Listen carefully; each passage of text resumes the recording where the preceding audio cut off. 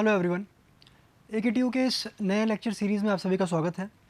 ये जो सब्जेक्ट आज हम स्टार्ट करने जा रहे हैं that is irrigation and water resources engineering, जिसका पहला टॉपिक हाइड्रोलॉजिकल साइकिल है।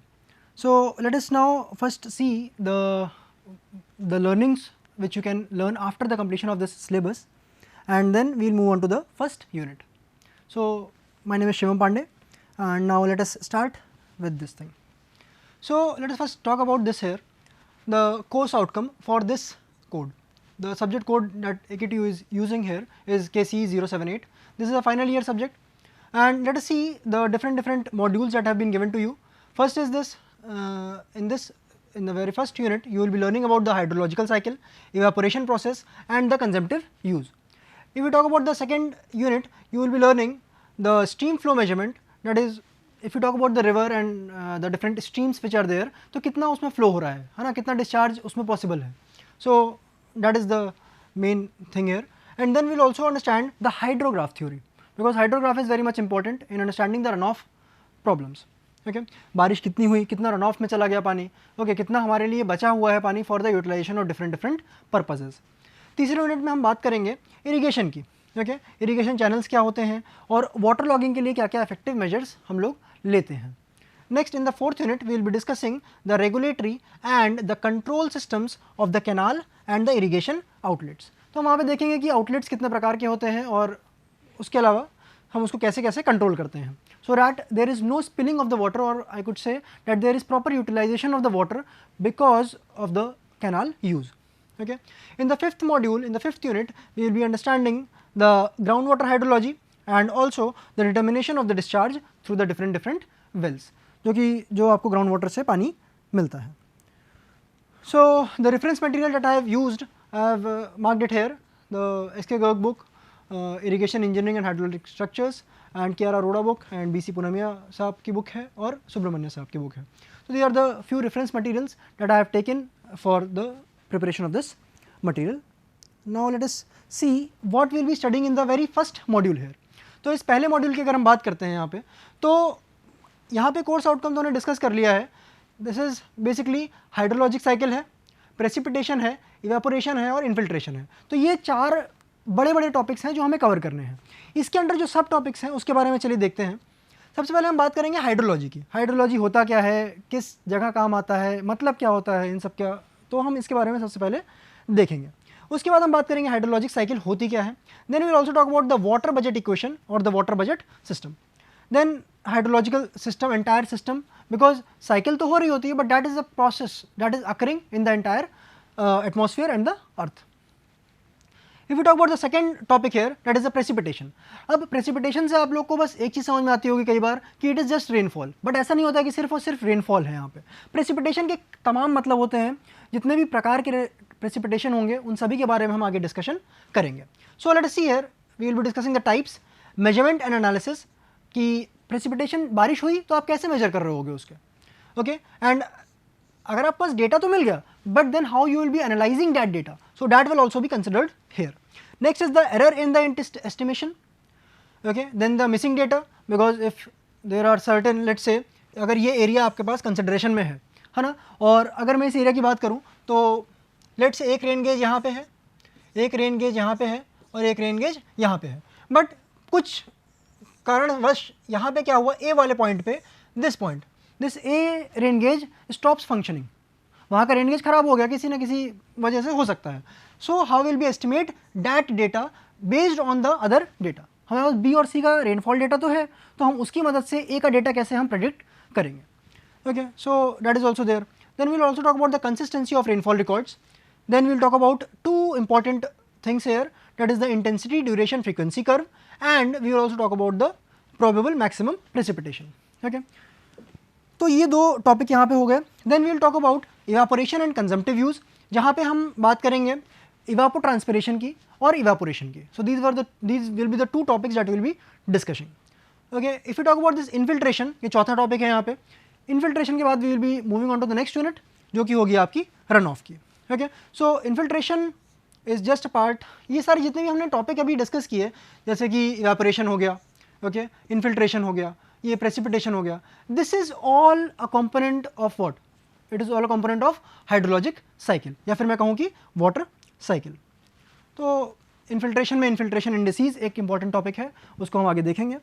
तो आज का ये जो पहला टॉपिक है उससे हम यहाँ पे आज स्टार्ट करते हैं। First of all let us see what is hydrology. Subject का नाम ही यही है, hydrology and water resources, irrigation and water resources engineering.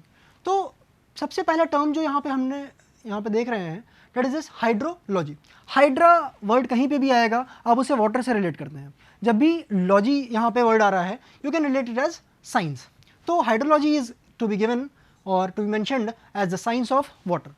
अच्छा, अब अगर हम बात कर रहे हैं इस हाइड्रोलॉजी टर्म की, ओके, तो पानी का यूटिलाइजेशन आप किस तरीके से फील्ड में करेंगे उसकी साइंस को आप यहाँ पहले पढ़ोगे कि उस वाटर को कैसे कैसे हमें आगे यूटिलाइज करना है in the field, and then we will be moving on कि इसको आगे हम कैसे देख सकते हैं। Hydrology deals with the occurrence, circulation and the third term is here distribution of the water on the earth and the atmosphere. तो हमने यहाँ पे तीन इंपॉर्टेंट टर्म्स देखे, that is the occurrence, circulation and distribution of what, of the water. Major term is water. तो water कैसे कैसे अस्तित्व में आ रहा है पहली चीज़, दूसरी चीज़ कैसे सर्कुलेट हो रहा है डिफरेंट डिफरेंट फॉर्म्स में, डिफरेंट डिफरेंट जगहों पे, और कैसे कैसे डिस्ट्रीब्यूट हो रहा है। Okay, these things will be taking place, और उन्हीं सब के बारे में हम अभी आगे देखेंगे। What is the need of hydrology? Because we can see that there are some practical applications, that is design and operation of the hydraulic structure. Hydraulic structure में आप समझ सकते हैं जैसे डैम होता है, ओके, और हम बात करें तो कैनाल हो जाएगा जैसे, ओके, स्पिलवे हो जाएंगे। These are the different things. Next is water supply. Because पानी आपके पास अवेलेबल है बट आप उसको यूटिलाइज ना कर पाओ तो that is a waste, so you have to take into consideration that also. Hydro power generation की अगर हम बात करें तो that is also practical application of this hydrology, and then there is also flood control. क्यों? क्योंकि मान लीजिए किसी समय पे बारिश कुछ ज़्यादा ही हो जाती है ना, एक लिमिट से ज़्यादा बारिश हो जाती है, और अगर मैं बात करूँ एक रिवर का, उसका कुछ डिस्चार्ज कैरिंग कैपेसिटी होता है। Let's say if there is a flowing river और उस रिवर का let's say metre cube per second is the discharge carrying capacity, but जैसे ही इससे ज़्यादा होता है, क्यू की वैल्यू बढ़ जाती है, जैसे ही क्यू की वैल्यू बढ़ेगी तुरंत क्या होगा, this water will be coming out of the bank and then there will be a flood. Okay, और यही फ्लड को हम एस्टिमेट करते हैं, कई बार हम यही चाहते हैं कि बार बार ये फ्लड ना आए, तो इसीलिए हमको उस तरीके से सब चीज़ें डिज़ाइन करनी पड़ती हैं। और ये आज की साइंस नहीं है, ये इवन अगर बात करूँ तो चाणक्य ने भी अपने अर्थशास्त्र में बात करी है इसके बारे में, इवन रेन गेज के बारे में भी बात कर रखी है उन्होंने इसके बारे में। इवन नाइल रिवर की बात करें, अगर इजिप्शियन सिविलाइजेशन की बात करें तो वहाँ पे भी इन सब चीज़ों का एप्लीकेशन 2,500 साल पहले, 3,000 साल पहले देखा जा चुका है। So let us now see what is hydrological cycle. Hydrological cycle, ठीक है, यानी कि पानी कैसे कैसे मूव कर रहा है। Okay, that is the first thing, ठीक, दैट इज द हाइड्रोलॉजिकल। अच्छा, ये हमेशा साइकिल में मूव करता है। साइकिल में मूव करता है मतलब अगर ये लेट्स से अगर एक्स फेज़ में है, फिर ये वाई फेज़ में आया, फिर ये लेट्स से जेड फेज़ में गया, तो फिर ये वापस एक्स फेज़ में जाएगा ही जाएगा। तो that is a cycle which gets formed there. So let us see, it is a cycle in which water moves from one phase to the another having different residence time.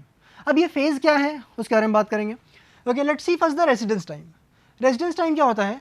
Time taken by the water in crossing one particular phase of the hydrological cycle. यानी कहने की बात क्या हुई, अगर late से अगर मैं यहाँ पे कहता हूँ कि पानी यहाँ पे ओशन में मौजूद है ना, या फिर सीज में मौजूद है, सीज और ओशन इट इज़ देयर। अब क्या हुआ, यहाँ से पानी इवेपोरेट किया है ना, इवेपोरेट तो किया, अब पानी का मूवमेंट शुरू हुआ। जैसे ये पानी यहाँ से इवेपोरेट किया तुरंत क्या होगा, पानी का मूवमेंट शुरू होगा। क्यों? पानी सतह से ऊपर जा रहा है। पानी जैसे सतह से ऊपर गया तो क्या होगा, वेपर में चेंज हुआ, वेपर से चेंज होकर कहाँ गया, बादल में गया, ठीक। So there is a formation of clouds there. तो ये सेकेंड यहाँ पे पहुँच जाएगा। तो ये जितना भी टाइम यहाँ पे इस फेज में रहा that is the residence time. Okay, The hydrological cycle has no end or beginning and its many processes occur simultaneously. अगर हम इसकी पहली लाइन की बात करें, ध्यान से सुनिएगा, इसमें hydrological cycle has no end और बिगनिंग। साइकिल की कभी एंड या बिगनिंग होगी नहीं। Okay, it is a continuous process that is occurring simultaneously, ठीक है। एक्स जब वाई में बदल रहा होगा उसी समय जेड एक्स में बदल रहा होगा, उसी समय ऐसा भी हो रहा होगा कि y z में बदल रहा हो. Quantities might be different, but the cycle will be moving on simultaneously, continuously. Okay, and its many processes occur simultaneously. अगर इसकी बात करें तो processes क्या होते हैं इसको अभी हम आगे देखेंगे. So then you can easily relate it कि जो मैंने अभी कहा इसका मतलब क्या है. Okay, एक important point है, थोड़ा geography से linked है, that sun and Coriolis force play important role in the completion of hydrologic cycle. What happens there? अब sun and Coriolis force, sun की वजह से weather and there is a climate change that occurs. Okay, Coriolis force क्या करेगा, ये wind के direction को northern hemisphere में right direction में move कराता है और this is in southern hemisphere wind को left direction में move कराता है. अच्छा, अगर हम बात करें कोरियोलिस फोर्स की तो Coriolis force helps in the movement of the wind. और अगर विंड की मूवमेंट को हेल्प करेगा ये, यानी कि ओशन करेंट्स को मूव करेगा, ओशन करेंट्स को मूव करेगा तो हॉट और कोल्ड ओशन करेंट्स का मूवमेंट होगा, जिनके कारण जो इवेपोरेशन होगा that will also be affected. उसके कारण जो भी चेंजेस आ रहे होंगे that will also be seen in the atmosphere. So these are the few forces that you can see here. After this let us move on. तो यहाँ पे आप देख सकते हैं कि अगर हम बात करते हैं ओशन की, okay, if I talk about this ocean surface, है ना, ये ओशन सरफेस है. अब ओशन में पानी कहाँ से आ रहा होगा, अब कुछ सोचिए. अगर ओशन हम पानी की बात करें तो एक तो आएगा आपका प्रेसिपिटेशन से, दैट इज द रेनफॉल, है ना. If I say that this is the cloud, तो एक तो रेनफॉल से आएगा, okay, and it also be any other form of precipitation. और दूसरा क्या होगा, रन ऑफ के टर्म्स में आएगा, जो पानी बह बह के आ रहा है कहीं ना कहीं से, ज़मीन से आ रहा है और खेतों से आ रहा है, कहीं ना कहीं से आ रहा है, अलग अलग नदियों से होता हुआ आ रहा है. So that is also reaching there. तो that is one thing is run off. तो this is the water that is coming in to the ocean. तो इसमें आप एक चीज़ समझ में आपको यहाँ पे समझनी पड़ेगी कि there is some water that is coming inside, so that is the incoming water. अच्छा, कुछ पानी ऐसा हो रहा होगा जो इस ओशन से बाहर जा रहा होगा. बाहर कैसे जाएगा, अब इतनी बड़ी सतह है, okay, there will be some evaporation that will be taking place. Evaporation क्या होता है इसको हम टेक्निकल टर्म्स में आगे हम जब बढ़ेंगे तब उसमें हम देखेंगे. But evaporation is what, a loss of water. Evaporation is loss of water. Okay, so this is harmful for us also. Why, because evaporation is something which is making the water go outside. और हमें क्या चाहिए, हमारे लिए क्या ज़रूरत है, हमारे लिए चाहिए कि पानी हमारे पास रिटेन रहना चाहिए. सो that is one thing. So if I can say that precipitation plus runoff is also equal to evaporation. अगर हम और किसी फैक्टर को इंक्लूड नहीं कर रहे हैं तब, है ना, कि हम नहीं मान रहे कि कहीं और से पानी आ रहा है यहाँ पे, हम ये भी नहीं मान रहे कि यहाँ से भी कहीं पानी आ रहा है. Okay, we are not considering, we are considering only two factors, that is this P and this R. Okay, this is run off. तो ठीक है, यहाँ पे इवेपोरेशन हुआ. नाउ व्हाट विल हैपन, यहाँ का जो इवेपोरेशन हुआ this will be helping in forming the clouds. अच्छा, यही क्लाउड्स क्या हो गए due to the help of winds, जो हमने कोरियोलिस फोर्स की बात करी अभी थोड़ी देर पहले. तो उस विंड्स की वजह से क्या होगा, that cloud will be now travelling to different places. Okay, अब यही चीज़ जब लैंड पे जाएगा, now when this moves on to the land, what will happen, it will be pouring down as rainfall. Okay, this is the cloud, so there is a rainfall there. अब land पे पानी पड़ा, अब क्या होगा, land पे पानी पड़ने के बाद क्या हो सकता है, दो चीज़ें. पहली चीज़ इवेपोरेशन होगा, दूसरा रन ऑफ होगा.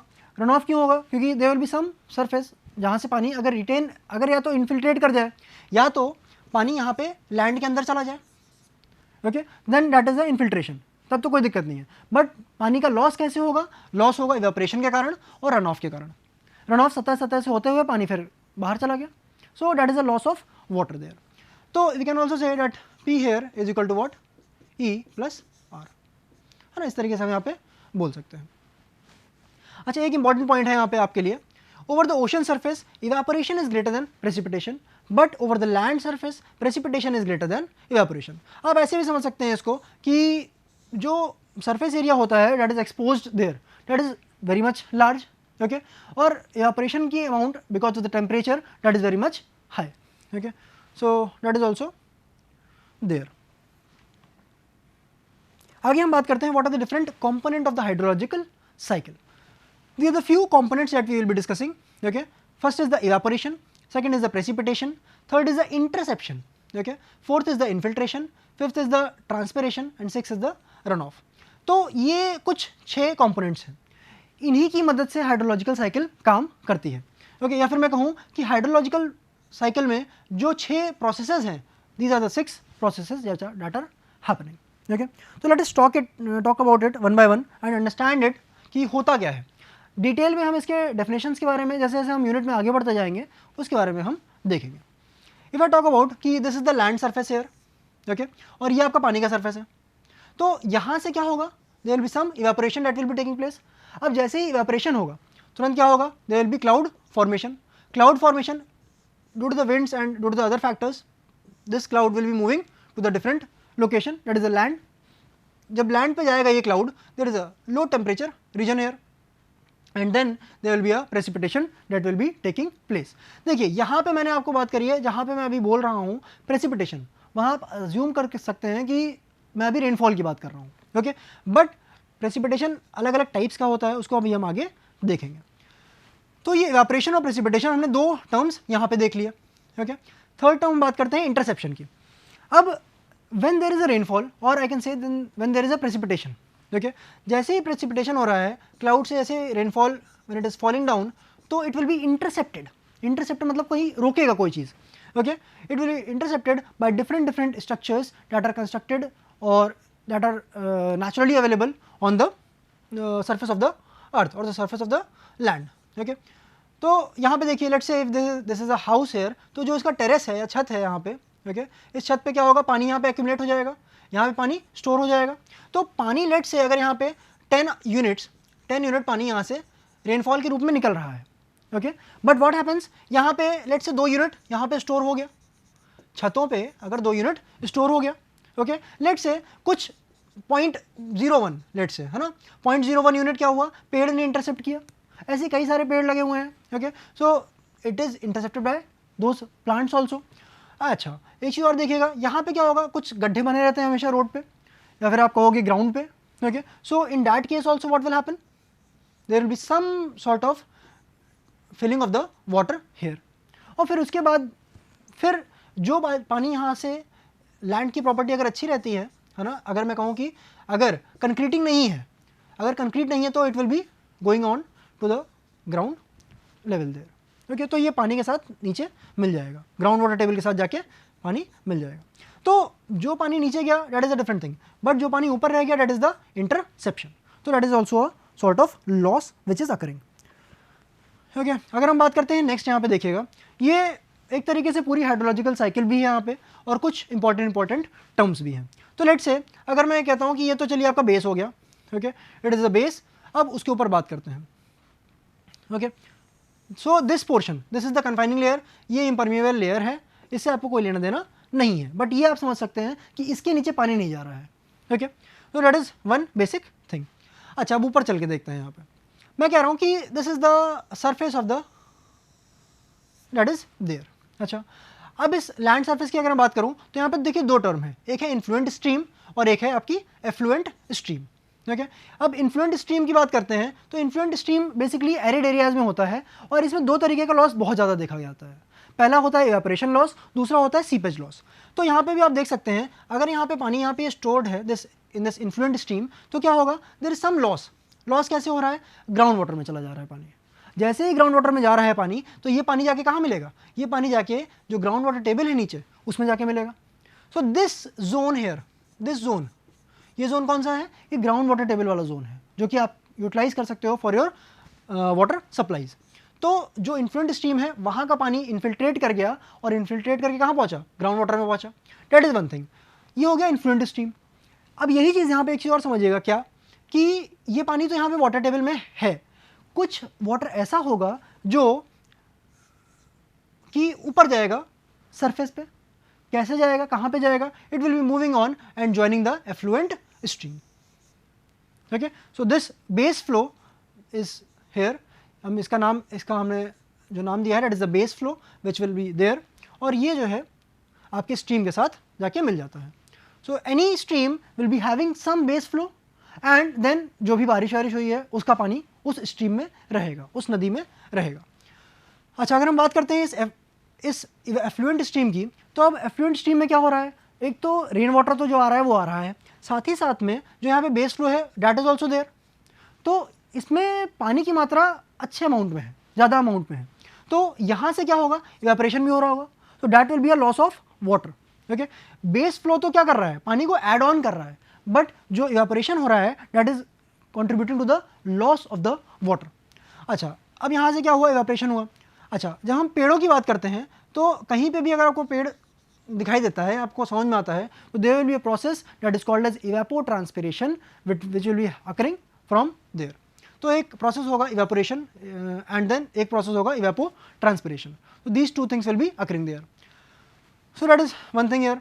ऑल्सो हमने एक और टर्म डिस्कस कौन सा किया था, precipitation. So by the formation of the clouds then there will be rainfall and that is termed as a type of precipitation.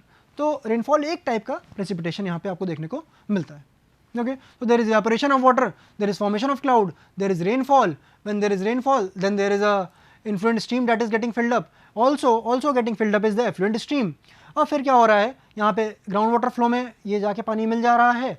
Also, so this ground water table is getting raised. Okay, it gets raised here. Then base flow के through क्या हो रहा है, effluent stream में पानी जा रहा है, effluent stream से फिर पानी evaporate हो रहा है, फिर ये क्लाउड बनाएगा। So this is the entire cycle which is occurring there. Okay, एक चीज़ और हम बात करें तो यहाँ पे होता है ओवरलैंड फ्लो और एक थ्रू फ्लो। तो ओवरलैंड फ्लो से क्या होगा, हमने कहा कि रन ऑफ होता है कुछ। ओके, तो that is a type of run of जो यहाँ पे ओवरलैंड फ्लो होकर कहाँ पे जाके मिलेगा, इस एफ्लुएंट स्ट्रीम में जाके मिलेगा। अगर हम बात करते हैं थ्रू फ्लो की, तो थ्रू फ्लो क्या हो रहा है, ये जो यहाँ से पानी आया, okay this is got inflated here, और ये पानी यहाँ जाके नीचे से जाके इसमें मिल रहा होगा। तो these are the two types of flow that is also being discussed here. तो ये हो गया आपके components of the hydrological cycle. अब हम बात करते हैं कैचमेंट एरिया की। अगर मैं आपसे यहाँ पे बोलूँ कि this is the top view of a land, of a ground, अगर मैंने कहा कि एक कोई एरिया है, ठीक, अब ये एरिया है, अब इसी एरिया को मैं यहाँ पे आपको दिखा रहा हूँ। Okay, let's say this is a huge piece of land, और क्या है कि एक यहाँ से this is a stream that is flowing. Stream नदी भी हो सकती है, ओके, छोटा सा स्ट्रीम भी हो सकता है, बड़ी सी नदी भी हो सकती है, it can be anything. Okay, so this is the stream that is flowing. अच्छा, ये जो है इस स्ट्रीम से कुछ पानी यहाँ पे भी होगा, इधर भी होगा, इधर भी होगा, या फिर मैं कहूँ अगर बारिश होती है तो this water will be coming and joining the stream here, या फिर यहाँ पे। तो ये जो पूरा एरिया है जहाँ पे इस रेनफॉल ने इस स्ट्रीम की मदद की, इस रेनफॉल ने इस स्ट्रीम की मदद की, उसको हम क्या कह देंगे, एक कैचमेंट एरिया। पानी यहाँ पे आप कैच कर ले रहे हो, that is the catchment area. अच्छा, अगर मैं इसके क्रॉस सेक्शन की बात करूँ, ये तो आपको टॉप व्यू दिख रहा है ऊपर से, and this is the river that is flowing. अगर मैं इसका साइड व्यू की बात करूँ तो आप साइड व्यू कैसे देखोगे, this is the river that is being hair.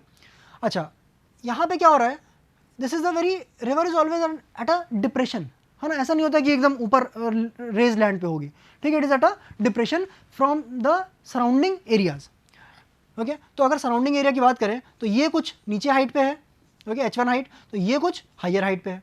Okay, ये आपका एक कैचमेंट एरिया होगा। This entire is one catchment area. Okay, तो आपका ये एक कैचमेंट एरिया यहाँ पे दिख रहा है।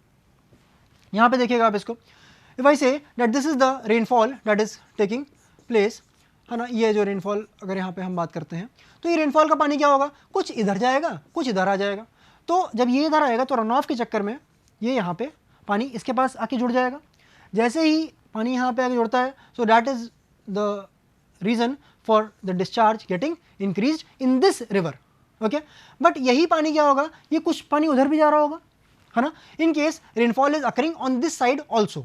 अगर रेनफॉल सारी इधर ही अकर करती है, रेनफॉल सारी अगर इधर ही अकर करती है, तो this portion will be getting a good amount of water, this catchment area will be getting a large amount of discharge, but in this case here in this region, this portion here, there will be a very much less amount of water that will be available. but मान लीजिए कि उधर भी rainfall होता है, और मैं अगर इसको एक्सटेंड करूं तो कुछ इस तरीके से यहाँ पे बना सकता हूँ कि ये आपकी दूसरी स्ट्रीम है, स्ट्रीम नंबर 2, और ये आपकी स्ट्रीम नंबर लेट्स से 1 है। तो you can also see that this is a second catchment area. Okay, तो ये आपका कैचमेंट एरिया यहाँ पे आपको देखने को मिलता है। नाउ लेट अस सी, जो हमने अभी तक डायग्राम में देखा उसी को बस हम यहाँ पे अब वर्ड्स में देख लेते हैं एक बार, so that you can get a very good understanding of the catchment area. The area draining into the river और a stream is called catchment area. अगर मैं इतनी ही बात बोलता हूँ तो ये गलत हो जाएगा, बट अगर मैं कहता हूँ the area draining into the river और a stream is called catchment area of that particular stream with respect to a given location. तो कैचमेंट एरिया आप जब भी बताएंगे हमेशा उस पर्टिकुलर स्ट्रीम के लिए बता रहे होंगे, उस पर्टिकुलर नदी के लिए बता रहे होंगे, उस पर्टिकुलर वाटर बॉडी के लिए बता रहे होंगे।